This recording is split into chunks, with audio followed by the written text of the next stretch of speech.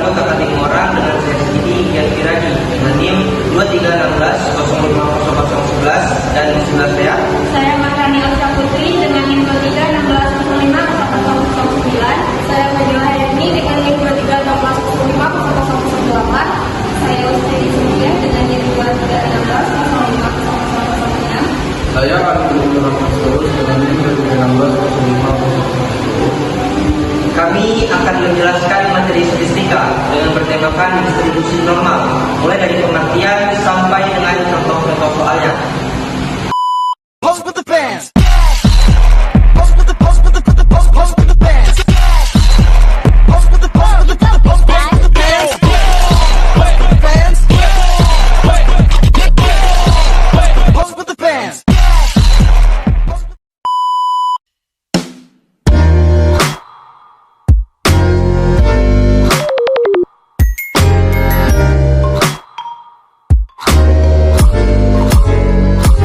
Baiklah, saya akan menjelaskan pengertian dari distribusi normal.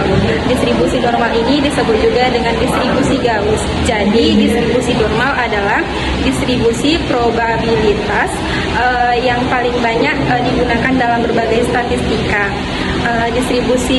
Adapun distribusi normal baku, yaitu distribusi normal yang memiliki rata-rata 0 dan simpangan baku 1. Distribusi ini ditunjukkan kurva lonceng karena kurvanya berbentuk dengan lonceng. Oke, selanjutnya ciri-ciri distribusi normal. Yang pertama, teori distribusi mempunyai nilai modus, mean, dan median yang sama.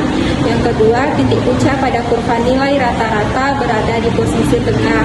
Yang ketiga, nilai rata-rata atau mean adalah nilai yang standar. Deviasinya menentukan lokasi dan bentuk distribusi tersendiri. Yang terakhir, total luas daerah yang berada di bawah kurva normal mempunyai nilai 1, yakni setengah pada posisi kanan dan setengah pada sisi kiri. Sekian penyampaian dari saya, terima kasih.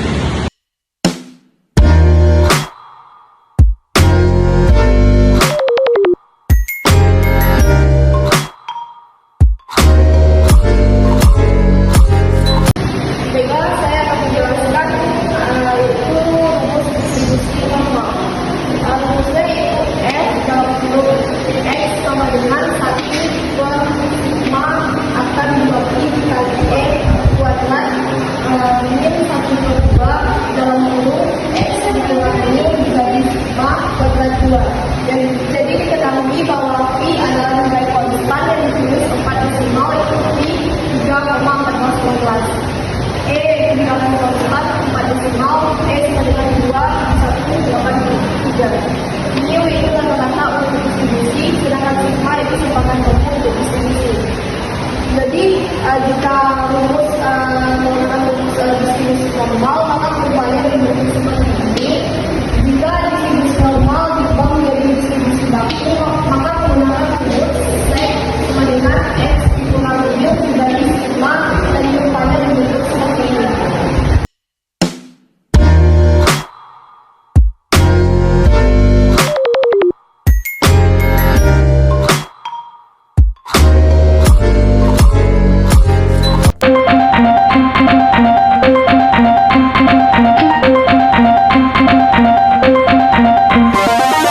Baiklah, sekarang membahas jenis soal yang pertama.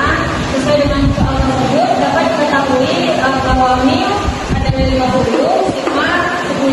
Yang ditanya yaitu peluang X di antara 35 dan 55, yang mana TX besar dari 35 dan PX kecil dari 55.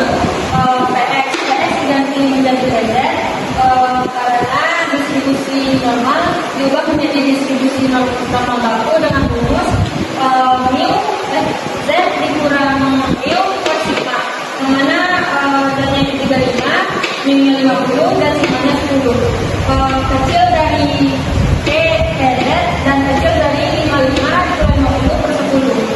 Dapat hasilnya min 1,5 kecil dari KZ dan kecil dari 0,5. Itu mencari nilai Z-nya, nilai yang terbesar kurang dengan nilai terkecil. Yang mana KZ kecil dari 0,5 dikurang KZ besar dari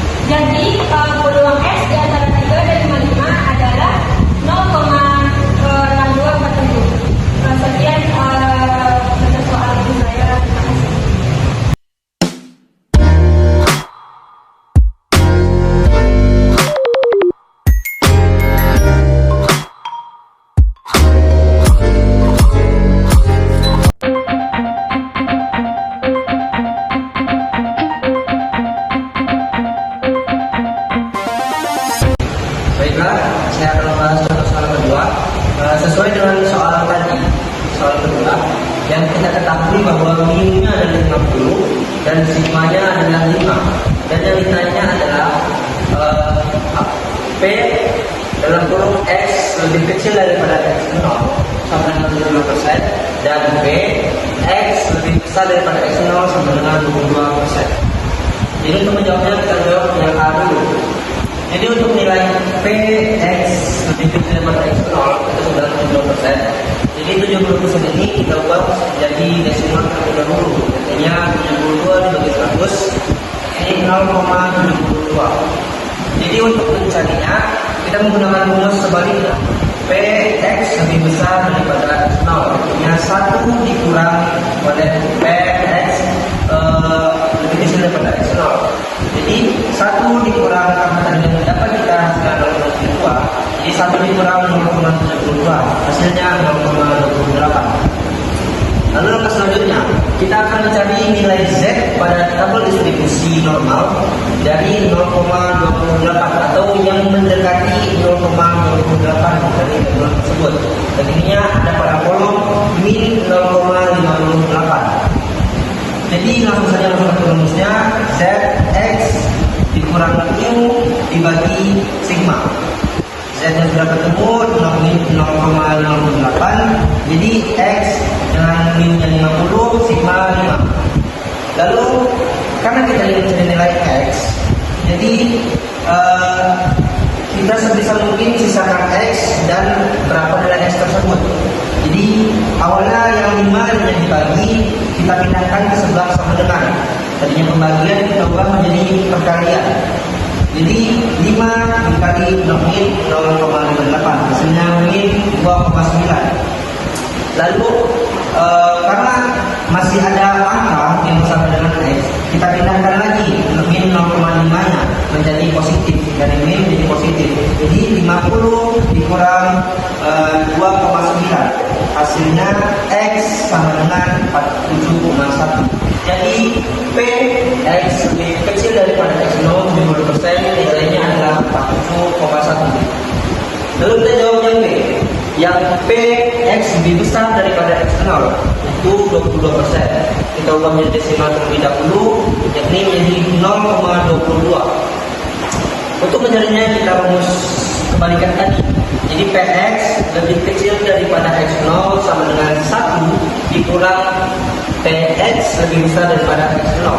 Px lebih besar dari X0 nya terdapat 0,22. Jadi langsung saja 1 dikurang 0,22 sama dengan 0,78. Langsung kita cari lagi nilai Z pada tabel distribusi normal yang mendekati angka 0,78. Jadinya pada tabel 0,77. Jadi langsung saja masukkan rumus. Z-nya sudah ketemu 0,77. Lalu X mu-nya adalah 50 dan sigma-nya adalah 5. Langsung 5 kita pindahkan jadi perkalian ke sebelah sama dengan 5 dikali 0,77 hasilnya 3,85 sama dengan masih ada nilai X yang bersama, masih ada nilai angka yang bersandingan dengan X. Jadi min 0,50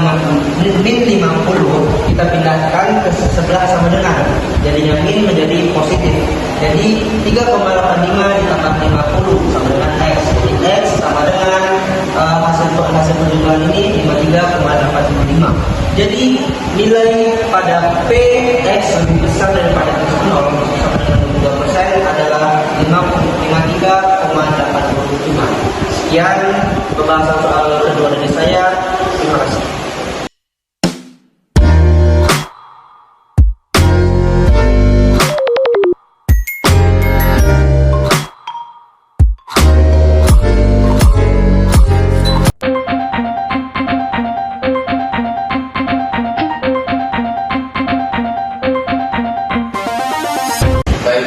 Saya menjawab soal nomor 3.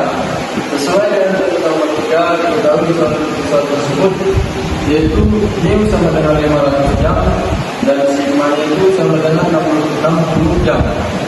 Dan di soal tersebut ditanya yaitu probabilitas antara 448 jam dan 624 jam, yang mana rumusnya itu Z sama dengan X dikurang mu dibagi sigma sama dengan 448 X dikurang mu 500 dibagi sigma 60 lebih kecil dari PZ.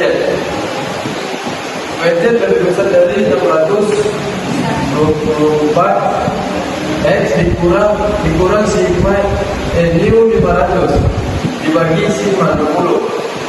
Jadi hasilnya itu min 0,8 lebih besar daripada budget dan budget lebih kecil dari 0,1. Jadi langsung kita balikan saja, itu dalam mencari nilai itu kita harus mengurangi yang besar dari yang kecil, yaitu dengan budget lebih kecil dari 0,1 dikurang budget lebih besar dari 0,8, yaitu hasilnya 0,981 dikurang 0,219. Jadi kenapa kita bisa dapat 0,9 sesuai dengan tabel distribusi negara, bahwasanya nilai 2,1 itu sama dengan 0,9821, sedangkan min 0,8 itu sama dengan 0,2119. Jadi ini kita kurangkan dan dapat hasilnya itu 0,7702.